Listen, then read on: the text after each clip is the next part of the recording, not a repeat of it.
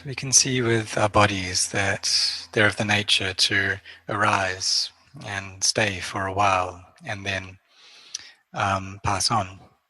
And it's the same for our hearts as well, and the things that we feel in the heart, whether that's happiness or sadness, whether those qualities in the heart are skillful or unskillful qualities, they all arise, stay for a short time, and then cease.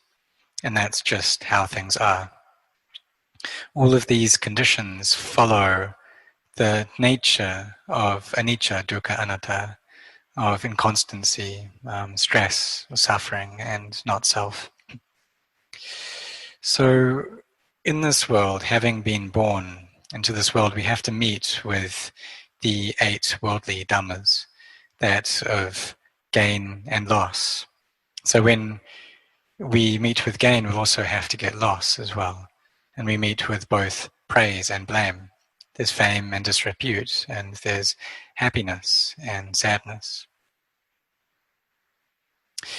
And so the Buddha taught that all of the things in this world, they are subject to these conditions. And so whenever we experience one of them, any one of these worldly conditions, then we should use that as an object for contemplation and see how that falls under these 3 characteristics. That whether it's gain or loss, whether it's praise or blame, fame, disrepute, happiness, suffering, it all abides by these laws of anicca, dukkha, anatta.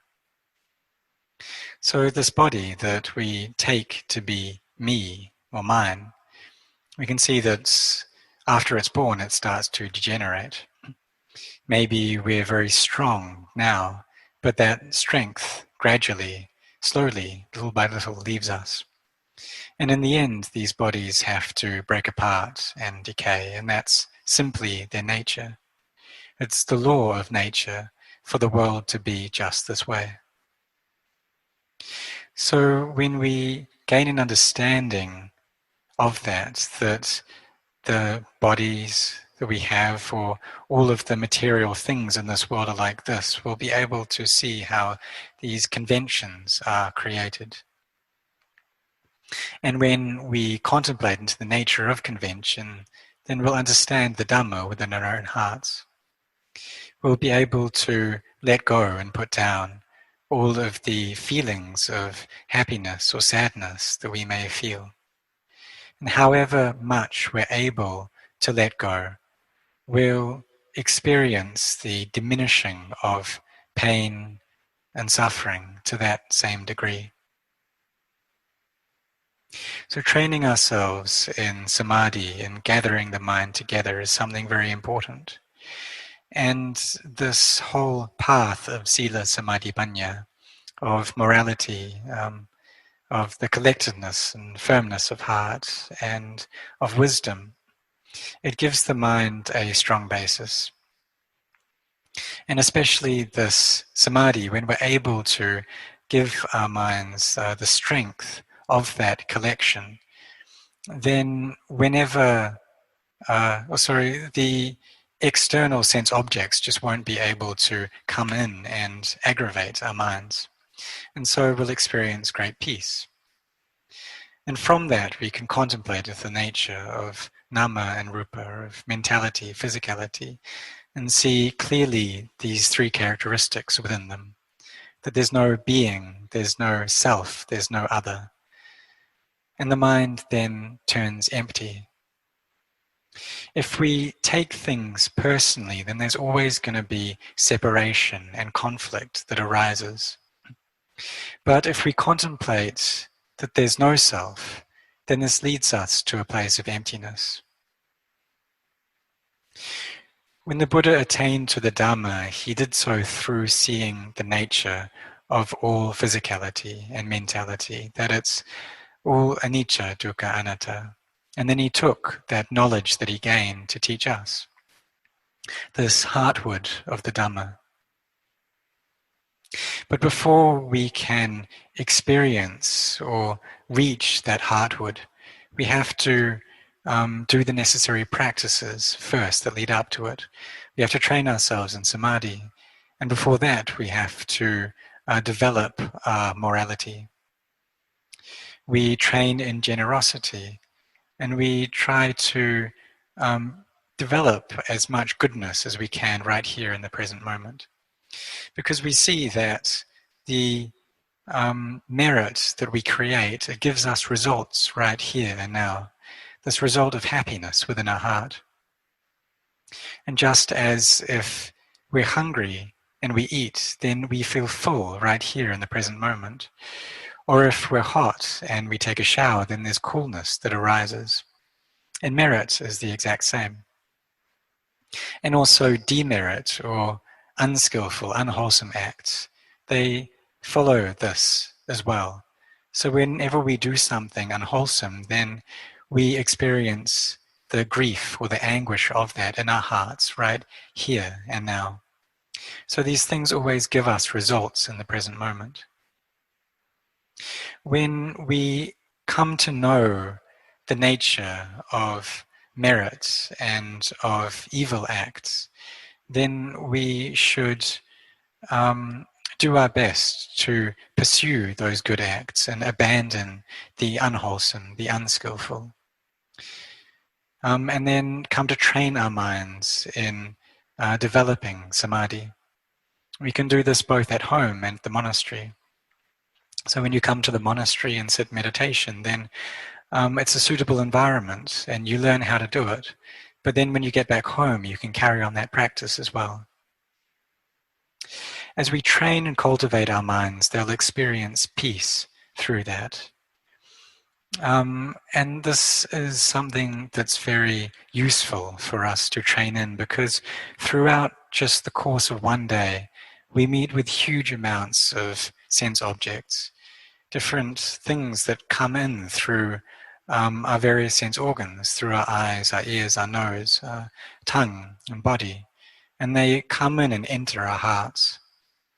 And if we don't have wisdom, then the mind will constantly be chasing after all of these, aggravating and causing the heart to feel very disturbed and unsettled. But if we do have mindfulness and wisdom, then none of these sense objects can stir up the heart. So we can see that the reason that we're feeling unsettled, ill at ease, is because our hearts don't have enough mindfulness and wisdom. So when that's the case, they'll go and attach to all the things that they experience. It's necessary then for us to train our minds. And as the Buddha taught, the well-trained mind brings happiness. And if we don't train our minds, then who will do it? No one else can do it for us. So we need to take this inner nature of knowing, the one that knows, to train our hearts. If we just follow our defilements, then they'll constantly be bringing us suffering, and this will just happen over and over again without end. But if we come to train our minds and bring up wisdom, then we'll gain an awareness that's up to speed with all of the things that we experience, and that is able to know the world in time. We'll know what the world is like. And we'll be able to see that the things that people understand as being true in this world, they're not true. That there's no essence to it. When we can see things in this light, that means that we've understood the teachings of the Buddha. But the beginning of this path is in faith, that we have this belief, this inspiration in the teachings. We have faith in the Buddha, even though we weren't there while he was alive, and we never met him, and we haven't seen him. But it's also not sure. Maybe we did meet him, but we just can't remember it now. But even though this is the case, we still have faith. We have faith that he was born in Lumpini Park and that he did the ascetic practices in the cave, and then he went to Bodh Gaya and experienced awakening under the Bodhi tree. He then travelled to the deer park in Saranath to teach the Dhamma for the first time. And then he taught throughout the rest of his life until his passing into final Nibbana in Kusinara. So we have faith that these things actually happened. And we also bring up this conviction, this saddha, in the Dhamma that the Buddha taught, and that this Dhamma truly does lead us out of suffering. We have faith in the Sangha, in the awakened beings who have followed this path of practice, such as Venerable Ajahn Man and Venerable Ajahn Chah. And for these awakened beings, we can see as evidence of the purity of their heart that after their cremation, their remains turned into relics. And this is due to the Dhamma that imbued their minds, this purity of Dhamma that led to their bones turning into jewels. So, the teachings that these awakened beings taught was the same path that the Buddha laid down.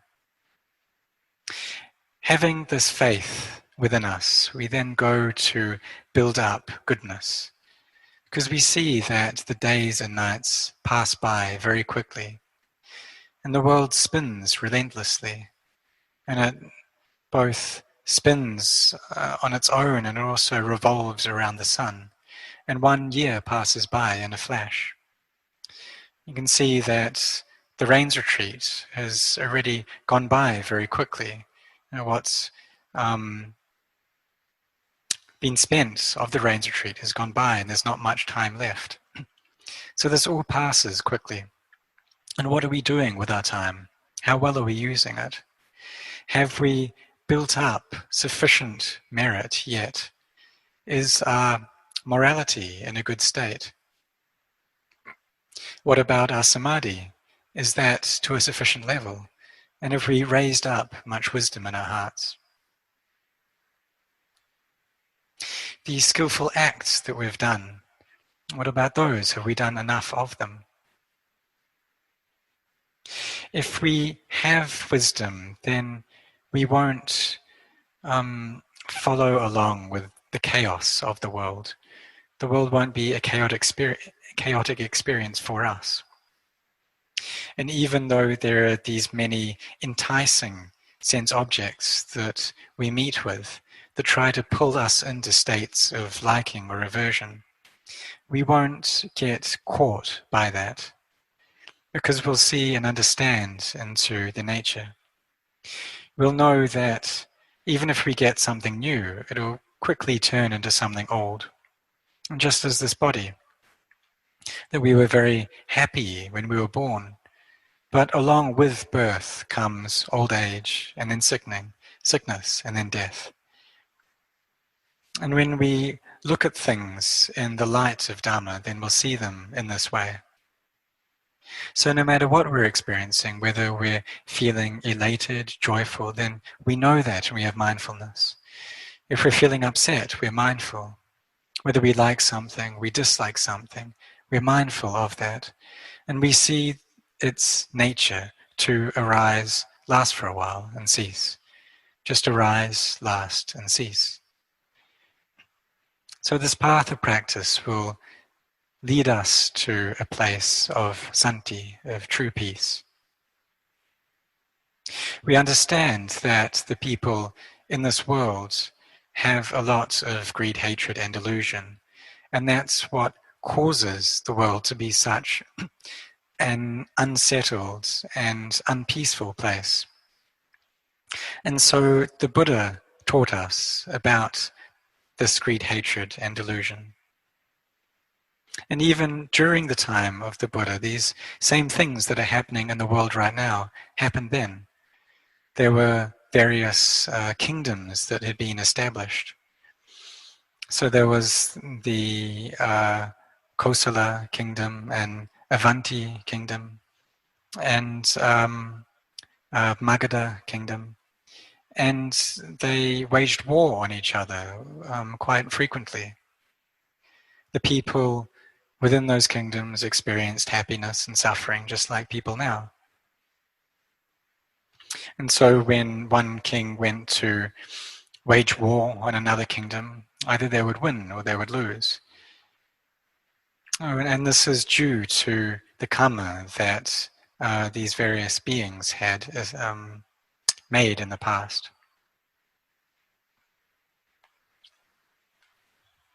So when we contemplate the nature of the world and see that these worldly dhammas pervade the world, that when we meet with happiness, we'll meet with suffering. When we meet with gain, we'll meet with loss.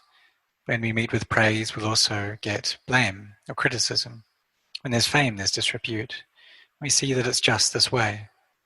With birth comes old age, and then following on from that comes sickness, and then death. So knowing that there isn't really any true essence or real meaning to the things of this world, then we should come to practice the Dhamma, seeing that our hearts are of great value, or of more value than anything in this world. The heart that has the Buddha, the Dhamma, and the Sangha as its refuge, that is endowed with the gems of the Buddha, Dhamma, Sangha, is a very precious thing. And it's not the case that people who are very wealthy are also very happy. We can see that there are many people in this world who have vast amounts of wealth, but they don't have much happiness. And there are also some people who have very little money, but they are quite happy.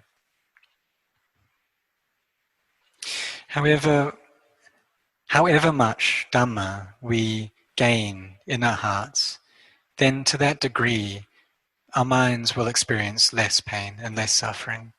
They'll be less chaotic. So the Buddha taught us that we should develop our paramis, and we should practice meditation, raise up and build up as much goodness as we can with the life that we have left, with the remaining breaths that we have. Because when these breaths run out, then our life ends. And if we've been devoted to developing generosity and developing morality and meditation, and then we won't be upset by that because we'll see that we've done the best we can. So with the time that we have left, we should cut and polish our hearts as best we can. And just like we would cut and polish a diamond, and when it's in a very refined state like that, then it'll be of great wealth. And our minds, our hearts are just the same. Or a lotus that starts off with its roots in the mud, but it grows and grows until it breaks through the water and it blossoms. And there's a great fragrance, a very beautiful fragrance that comes out of it. And so our hearts are very important, and they're very precious and noble things. So we should try to develop them, cultivate them. We should cut and polish them just as we would a precious jewel. And we do this through the path of Sila, Samadhi, Panya, through this noble path that the Buddha taught. And we take our hearts to walk on this way until they reach happiness, a true happiness. Even though we live in a family life, it's still possible to do that well, to have morality together, and we can practice meditation together too, developing our paramis together. Lay people can also know the Dhamma, can see into the truth, see that all things that are of the nature to arise will cease. And just like our breath as we sit in meditation, it comes in and it stays for a while and then it leaves. We see that all things are just that way. When our bodies run out of breath, then that's death. And this death, when it comes, what can we possibly want from the world? So when we contemplate like this, we won't be heedless. And we can see that one day we're going to have to die, so what's the point in getting angry? What's the point in being greedy over things? That everyone has to die. And so why create any more suffering in this world? So when our minds have the Dhamma, then they'll be imbued with a great source of goodness. And so all of us should try to cultivate this path and be really devoted to building up as much goodness as we can. And I feel as though I've explained enough about the Dhamma for the time being. So may all of you grow in the Dhamma.